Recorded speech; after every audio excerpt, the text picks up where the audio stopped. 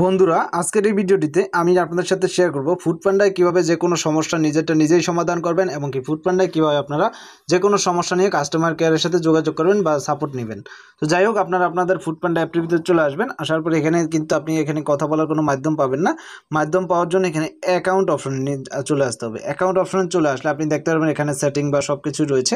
একটু নিচে গেলে দেখতে পারবেন হেল্প সেন্টার নামে একটা অপশন রয়েছে। জাস্ট আপনি যখন হেল্প সেন্টারে ক্লিক করবেন, হেলথ সেন্টারে ক্লিক করলে আপনি দেখতে পারবেন এখানে লোডিং হবে। আপনার যে কোনো সমস্যা এখানে কিন্তু রুলসগুলো দেখানো থাকবে।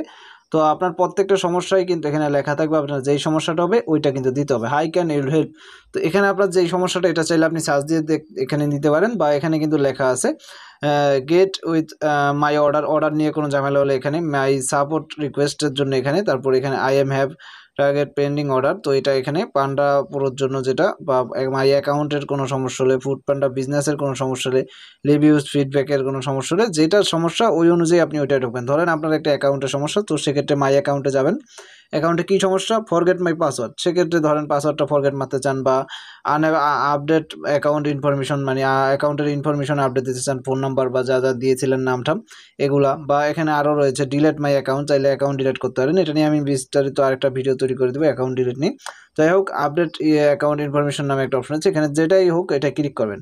স্টেপ 1 সেটিং, মানে কিভাবে করতে হবে এটা কিন্তু বলা আছে, এখানে দেখিয়ে দেওয়া হয়েছে। এভাবে আপনি কাজটা কমপ্লিট করবেন, তাহলে কিন্তু হয়ে যাবে। এই যে দেখতে পাচ্ছেন দেখিয়ে দেওয়া হয়েছে। সেম বিষয় আনসাবস্ক্রাইব টু নিউজ লেটার। তো সেম বিষয় আপনাকে দেখাচ্ছি কিভাবে আনসাবস্ক্রাইব করতে হবে। তো এখানে কিন্তু স্টেপ 2 এই যে লেখা আছে, এখানে সম্পূর্ণ সিস্টেমটা কিন্তু দেওয়া আছে। এরপর যদি আপনি দেখেন আরও রয়েছে এখানে my support request. My support রিকোয়েস্টে গেলে আপনি মানে সাপোর্টের জন্য যদি কোনো রিকোয়েস্ট করে থাকেন তাহলে এখানে চলে আসবে এটা।